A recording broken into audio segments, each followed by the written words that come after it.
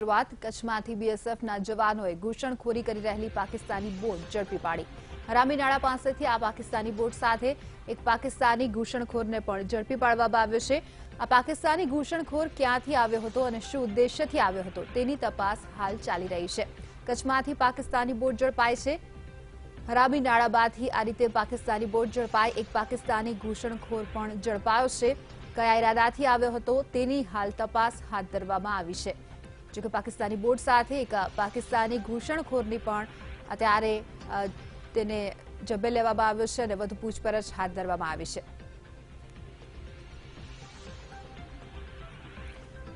તો હરામીનાળા નજીકથી પાકિસ્તાની બોટ ઝડપાઈ, સાથે જ એક પાકિસ્તાની ઘૂસણખોર પણ ઝડપાયો। જે રીતે કચ્છમાંથી આ રીતે એક પાકિસ્તાની બોટ પકડી પાડવામાં આવી છે, વધુ પૂછપરછ હાથ ધરવામાં આવી છે।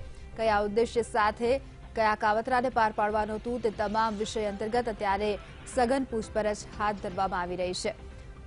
તો જે રીતે સતત આ પ્રકારની ઘૂસણખોરી પાકિસ્તાન તરફથી કરવામાં આવી રહી છે, આ વખતે ફરી એકવાર દરિયાઈ માર્ગ અપનાવ્યો હોય તેવું પણ લાગી રહ્યું છે। જો કે બીએસએફના જે જવાનો છે તેની આ કામગીરી, વધુ માહિતી આપી રહ્યા છે સંવાદદાતા ભરત, શું છે વધુ માહિતી? જે રીતે આ રીતે ઘૂસણખોરી કરવામાં આવી રહી હતી।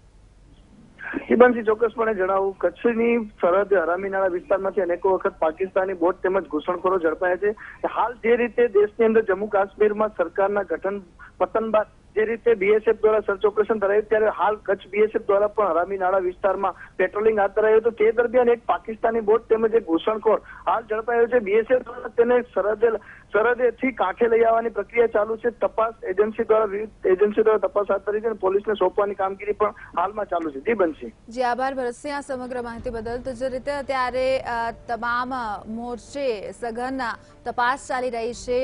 એક પાકિસ્તાની બોટ પાકિસ્તાની ઘૂસણખોર સાથે ઝડપાય છે, કાંઠે લાવવાની અત્યારે તજવીજ ચાલી રહી છે અને સઘન અત્યારે પેટ્રોલિંગ તમામ વિસ્તારમાં ચાલી રહ્યું છે।